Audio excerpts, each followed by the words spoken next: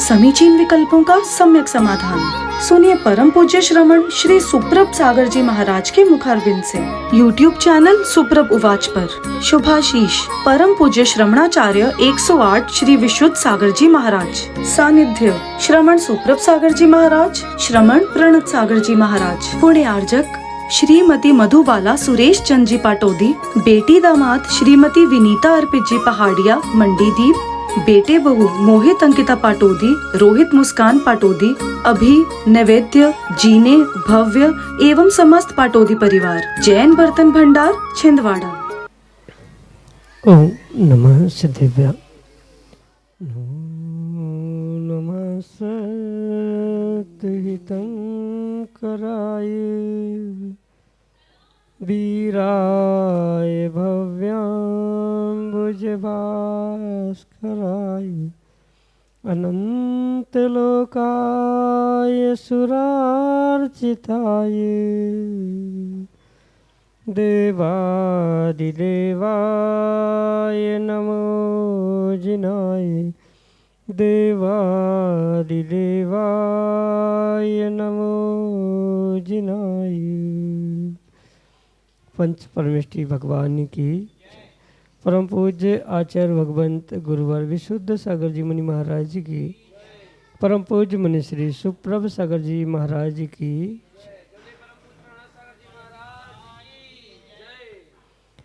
समीचीन विकल्पों का सम्यक समाधान, सम्यक ज्ञान की वह अलौकिक विधा जो हमारे जीवन को निश्चित ही निर्विकल्पता की ओर ले जाने वाली है, क्योंकि मन की निर्विकल्पता है आत्मा का वास्तविक सुख है।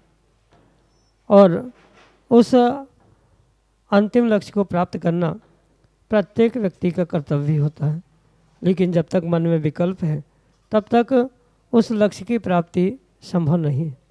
परम पूज्य आचार्य भगवंत गुरुवर विशुद्ध सागर जी महाराज के मंगल सुभाषिष से परम पूज्य मुनि श्री सुप्रभ सागर जी महाराज ने वह आत्मकल्याण रूपी अनूठी विधा समीचीन विकल्पों का सम्यक समाधान आपको प्रदान किया है, जिसके माध्यम से आप निश्चित ही अपने अंतिम लक्ष्य को प्राप्त कर सकते हैं। तो ऐसे आत्मकल्याण की अनूठी विधा से आप भी जुड़ने का प्रयास करें और अपना समीचीन विकल्प भेजते हुए परम पूज्य मुनिश्री से उसका आगम के परिप्रेक्ष्य में सम्यक समाधान प्राप्त करें। प्रारंभ करते हैं आज का सम्यक समाधान।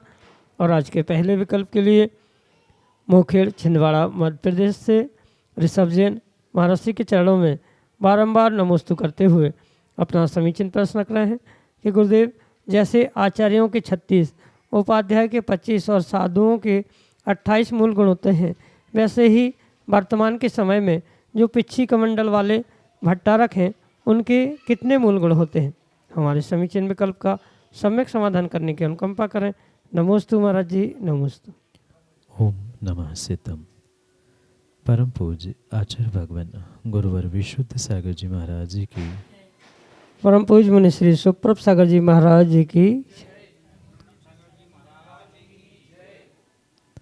वर्तमान में पिच्छी कमंडल और रक्त भेष के साथ जो भट्टारक व्यवस्था रूप वर्तमान में कुछ व्यवस्थाजन्य कार्य देखने में आ रहे हैं, उसे अगर आगम के परिपेक्ष में समझा जाए तो आगम के परिपेक्ष में पूर्ण रूप से ये जो व्यवस्था वर्तमान में दिख रही है, इसका किसी भी आगम ग्रंथों में, प्राचीन ग्रंथों में उल्लेख प्राप्त नहीं होता। और इस कारण से जो आगम में नहीं है या जिसको तीर्थंकर भगवान के दिव्य ध्वनि के माध्यम से प्राप्त नहीं किया गया है, उसका किसी प्रकार से एक आगम के परिपेक्ष में प्रमाण, उनके मूल गुण, उनकी व्यवस्था आदि आदि समझना संभव नहीं है।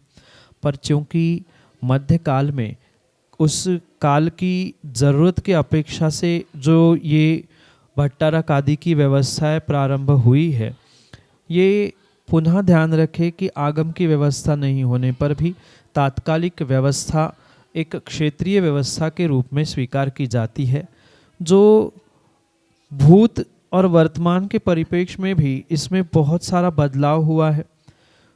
पहले जो भट्टारक होते थे उनके लिए किसी विशेष प्रकार से उन निर्ग्रंथ मुनियों के 28 मूल गुणों का आरोपण किया जाता था और पुनः उनको व्यवस्था के रूप में नगर, स्थान, ग्राम, मंदिर, क्षेत्र आदि सौंपते हुए एक जिम्मेदारी के साथ साथ वह भट्टारक भेष या भट्टारक अवस्था, भट्टारक पद प्रदान किया जाता था। और वर्तमान में जो भट्टारक बनते हैं या भट्टारक दीक्षा आदि होती है, वहाँ जो श्रावकों के लिए 8 मूल गुण कहे गए हैं, उन 8 मूल गुणों के साथ जो श्रावक को उत्कृष्ट यानी जो शुल्लक प्रतिमाधारी 11 प्रतिमाधारी शुल्लक जी की जो व्यवस्था है, बिल्कुल वह शुल्लक की ही व्यवस्था वहाँ पर उन भट्टारकों के लिए स्वीकार की जाती है, क्योंकि भट्टारक किसी कोई परमेष्ठी के अंतर्गत नहीं होते हैं। और परमेष्ठी के अंतर्गत अगर होते होते तो शायद जो उनके मूल गुण या उनकी संख्या आदि आदि निर्धारित की जा सकती थी, पर वास्तविकता यही है कि वे पंच परमेष्ठी में किसी परमेष्ठी में नहीं आते। पूर्व में व्यवस्था क्या थी और आज की व्यवस्था, इसमें अंतर समझते हुए ये पक्का समझे कि वे एक सर्वोत्कृष्ट श्रावक है। जैसे शुल्लक जी होते हैं ऐसे ही वह शुल्लक के रूप में ही उन्हें स्वीकार किया जा सकता है। और श्रावक उत्कृष्ट श्रावक ही है, शुल्लक भी श्रावक है, भट्टारक भी उत्कृष्ट श्रावक है। इस कारण से उनको 8 मूल गुण श्रावक के, उसके साथ साथ शुल्लक के जो व्रत आरोपित किए जाते हैं, उन्हीं व्रतों के साथ ही वे भट्टारक जी हुआ करते हैं। और ये व्यवस्था पुनः ध्यान रखें वर्तमान परिप्रेक्ष्य में ही बनाई गई है, आगम में इसका कोई भी उल्लेख प्राप्त नहीं होता।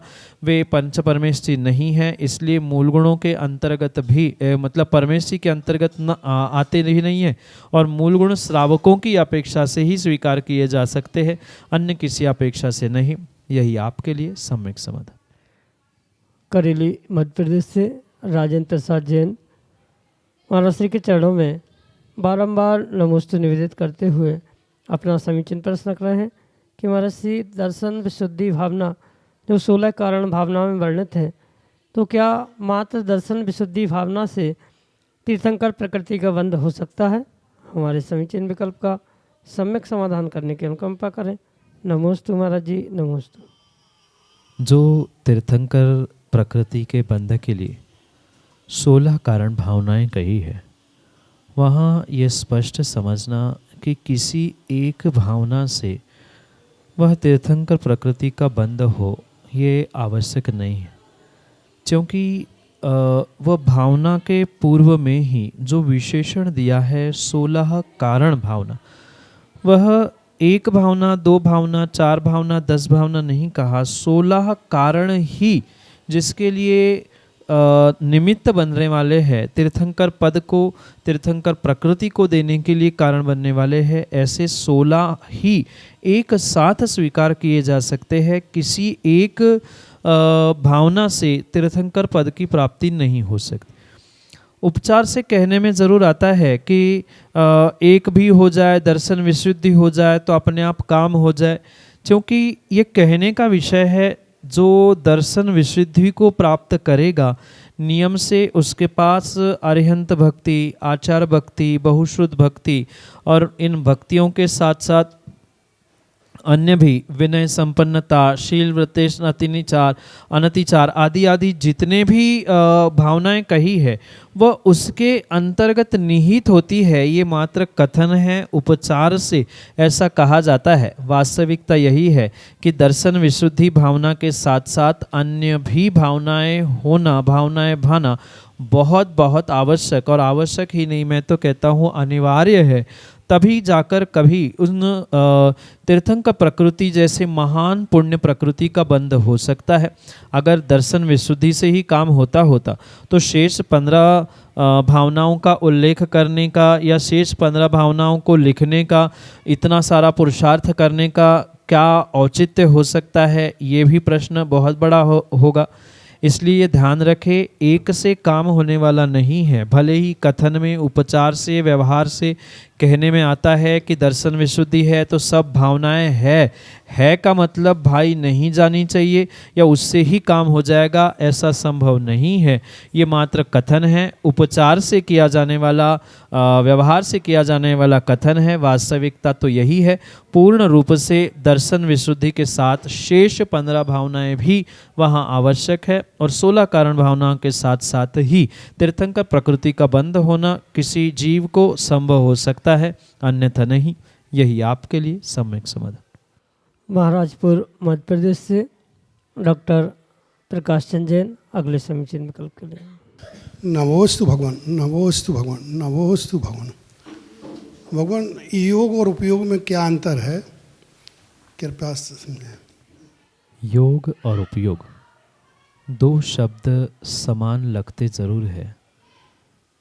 उपयोग में योग का प्रयोग भी समझ में आता है, पर अगर आगम के परिप्रेक्ष्य में इन दोनों में उनके अर्थ, उनकी व्युत्पत्ति आदि की अपेक्षा से अगर अंतर किया जाए तो बहुत बड़ा अंतर इन दोनों में।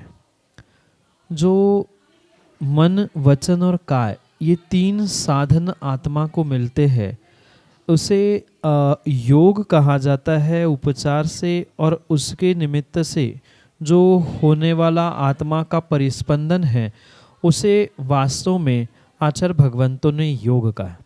अगर तत्वाद सूत्र की अपेक्षा से हम समझे तो काय वांग मनः कर्म योगा, ऐसा कहते हुए आचार्य भगवंत उमा स्वामी महाराज कहते हैं कि यह कर्म योग है और यही कर्मयोग आश्रव के लिए निमित्त कहा जाता है। इसलिए मन, वचन और काय ये 3 जो साधन आत्मा के लिए, कर्माश्रव के लिए, कर्म बंध के लिए कहे जाते हैं, ये कर्माश्रव कर्म बंध के साधन ही अपने आप में योग है। मन योग, वचन योग और काय योग के रूप में जिसे कहा जाता है।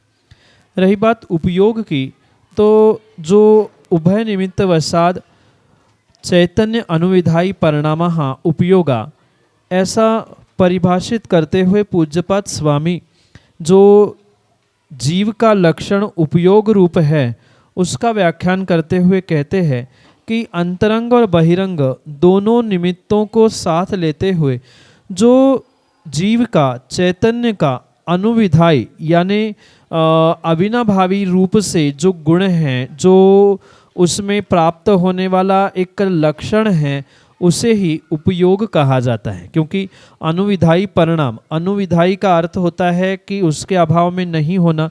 जहाँ चैतन्य है, जीव द्रव्य है, वहीं पर ये परिणाम, परिणति देखने के लिए आती है। क्योंकि चैतन्य की अंतरंग बहिरंग निमित्तों को प्राप्त करते हुए जो ये परिणामों की व्यवस्था है, भावों की व्यवस्था है, परिणति की व्यवस्था है, उसे ही आचार्य भगवंतों ने उपयोग के रूप में स्वीकार किया है, जो कि 2 प्रकार से मुख्यता से कहा जाता है। एक दर्शनोपयोग और एक ज्ञानोपयोग। इसके अनेक प्रकार से भेद और प्रभेद आचार्य भगवंत कहते हैं। दर्शनोपयोग के और भेद है, ज्ञानोपयोग के 5 भेद, दर्शनोप के 4 आदि करते हुए पुनः दूसरी अपेक्षा से उपयोग जैसा निमित्त मिलता है वैसे उसके उपयोग रूप यानी अशुभ उपयोग, शुभोपयोग और शुद्धोपयोग के रूप में भी स्वीकार किया जा सकता है। तो मुख्य बात इतनी ही समझे कि योग मन वचन काय की परिणति परिणाम है और उपयोग पूर्ण रूप से जो आत्मा का अनुविधायी परिणाम यानी आत्मा के अलावा अन्यत्र कहीं भी प्राप्त नहीं होने वाला है, चैतन्य के अभाव में जो कभी होता ही नहीं है, जीव के साथ हमेशा ही रहता है, ऐसे परिणाम परिणति को ही आचार्य भगवंतों ने उपयोग के रूप में स्वीकार किया गया है। और यही योग उपयोग का बेसिक अंतर आगम के परिप्रेक्ष्य में आपके लिए सम्यक समाधान से। संस्कार जैन महाराजपुर मध्य प्रदेश से अगले समीचीन विकल्प के। नमोस्तु महाराज जी, मेरा प्रश्न ये है कि पंच परमेष्टि का क्या वर्ण है? पंच परमेष्टि भगवान के अपने अपने स्वतंत्र रूप से पहचान के लिए कुछ वर्ण, ध्यान करने के लिए कुछ रंग कहे गए। इसका मतलब ये नहीं है कि परमेष्टि उन्हीं रंग के, उन्हीं वर्ण के होते हैं। पहले तो ये स्पष्ट समझना होगा कि उनको समझने के लिए या उनको इंगित करने के लिए ये रंग प्रतीकात्मक रूप स्वीकार किए जाते हैं। सिद्धों का वर्ण वैसा ही है या सिद्ध वैसे लाल रंग के ही होते हैं, ऐसा किंचित भी नहीं है। वहाँ ये पुनः ध्यान रखें कि ये ध्यान करने के लिए एक प्रतीकात्मक संकेतात्मक उनके रंग तय किए जा रहे हैं। इसलिए ये उनके रंग का मतलब जैसे शरीर का रंग है, कपड़े का रंग है, ऐसा उन परमेष्ठी का रंग नहीं है, अपितु परमेष्ठी वाचक, परमेष्ठी सूचक इन रंगों को स्वीकार किया जा सकता है। जैसे सिद्ध भगवान हैं, उन सिद्ध भगवंतों का लाल वर्ण कहा जाता है। उस लाल वर्ण के बाद मतलब जो अरिहंत परमेष्ठी दूसरे नंबर पर आते हैं, उन अरिहंत परमेष्ठी का रंग सफ़ेद, धवल, श्वेत, वाइट रूप में स्वीकार किया जाता है। पुनः तीसरे स्थान पर जो आचार्य परमेष्ठी होते हैं, उन आचार्य परमेष्ठी का पीत वर्ण, पीला रंग कहा जाता है। उपाध्याय परमेष्ठी का हरित वर्ण स्वीकार किया जाता है और जो साधु परमेष्ठी है उनका काला रंग स्वीकार किया जाता है। और इन्हीं 5 रंगों से मिलकर ही वर्तमान का जो पंचरंगी ध्वज हम सर्वत्र देखते हैं, जो कि जैन धर्म की पहचान के रूप में स्वीकार की जाती है, ये इन्हीं से बनकर बनाया गया है, इन्हीं से मिलाकर ही बनाया गया है। इसलिए ये 5 रंग उनके सूचक है, वाचक है। मैं पुनः इस बात को दोहराना चाहता हूँ कि सिद्ध लाल रंग के, अरिहंत सफ़ेद रंग के, आचार पीले रंग के नहीं होते हैं, अपितु उनका वाचक, उनका बोधक, उनका संकेत करने वाला ये रंग है। अगर कहीं लाल रंग के ध्यान से कुछ इंगित करना चाहते हैं तो सिद्धों का या सिद्धों का ध्यान करने के लिए लाल रंग, इस प्रकार से इसकी तारतम्यता परस्पर में जोड़ने की आवश्यकता है। तो क्रम से जो ये रंग कहे हैं उसे विवेकपूर्वक समझे और ये भी ध्यान रखें, वर्तमान में बहुत सारे लोग कहते हैं कि नहीं, उन साधु परमेष्ठियों का तो नीला, गहरा नीला रंग होता है, डार्क ब्लू कलर है। ऐसा किंचित भी नहीं है। आगम के परिप्रेक्ष्य में साधु परमेष्ठी का काला ही रंग सूचक के रूप में स्वीकार किया जाता है और उन्हें उसी प्रकार से स्वीकार करना चाहिए। क्योंकि ध्वजा में काला रंग क्यों लगाया, क्यों लगाना चाहिए आदि बहुत सारे प्रश्न खड़े होने पर वह काले की जगह डार्क नीले रंग से उस ध्वजा को भी परिवर्तित करने का प्रयास किया गया। इसलिए ये सभी बदलाव वर्तमान के परिप्रेक्ष्य में होते हैं, ये समझना। पर रंग और वर्णों की बात करें तो एक उनके सूचक रंग है। जैसे सिद्धों का सूचक लाल रंग होता है, अरिहंतों का वाचक सफ़ेद वर्ण होता है, से उपाध्याय आचार्य भगवंतों का पीत यानी पीले रंग का, उपाध्याय परमेष्ठी का जो वर्ण है वह हरित वर्ण का यानी हरे रंग का, तो साधु परमेष्ठी के लिए काले रंग का ही प्रयोग सूचना या संकेत देने के लिए स्वीकार किया जाता है। यही आपके लिए सम्यक समाधान। श्रीमती संध्या जैन, महाराजपुर मध्य प्रदेश से अगले समीचीन विकल्प के लिए। पूज्य श्री के चरणों में बारंबार नमोस्तु नमोस्तु नमोस्तु। महाराज श्री, अभी आपने बताया प्रश्न उत्तर में कि सम्यक दर्शन प्राप्त करना जरूरी है। तो सम्यक दर्शन 3 प्रकार के होते हैं, उपसम, क्षय उपसम और छायक। तो इन तीनों में से हमें कौन सा सम्यक दर्शन प्राप्त करना चाहिए और इन तीनों का स्वरूप क्या है? नमोस्तु महाराज, नमोस्तु महाराज। आगम में जो 3 प्रकार के सम्यक दर्शन की भूमिका आचार्य भगवंतों ने प्रतिपादित की है, सर्वप्रथम उसके स्वरूप को समझना बहुत आवश्यक है। जहाँ कर्मों की 7 प्रकृतियों का उपशम होता है यानी उसे दबाया जाता है, वह औपशमिक सम्यक या उपशम सम्यक के रूप में स्वीकार किया जाता है। वही उन 7 प्रकृतियों का पूर्ण रूप से नाश होता है, उसे नष्ट किया जाता है, जिसे आगम के भाषा में क्षय कहा जाता है। तो उसे क्षायिक सम्यक दर्शन स्वीकार किया जाता है या सायिक सम्यक दर्शन कहा जाता है। वही जो मिश्र अवस्था है, जो कुछ प्रकृतियों में विभाजन करते हुए जो देशघाती प्रकृतियां हैं, उनका उदयाभावी क्षय, उन्हीं का सदावस्था रूप उपशम और सर्वघाती प्रतिमाओं का सर्वघाती प्रकृतियों का उदयाभावी क्षय उन्हीं का सदावस्था रूप उपशम और देशघाती प्रकृतियों का जो उदय चल रहा है, ऐसे निमित्त से प्राप्त होने वाला जो श्रद्धान है उसे क्षयोपशमिक सम्यक दर्शन कहा जाता है। सीधी सी बात इतनी है, चाहे कर्मों को दबाने से, चाहे कर्मों का नष्ट करने से या 7 प्रकृतियों की मिश्र अवस्थान से, मिश्र परिणमन से जो जीव के तत्वों के प्रति रुझान के, सच्चे देवशास्त्र गुरु के प्रति श्रद्धान के भाव प्रकट हो रहे हैं, उसे ही आचार्य भगवंतों ने तत्तद रूप सम्यक दर्शन कहा है और यही उसका स्वरूप है।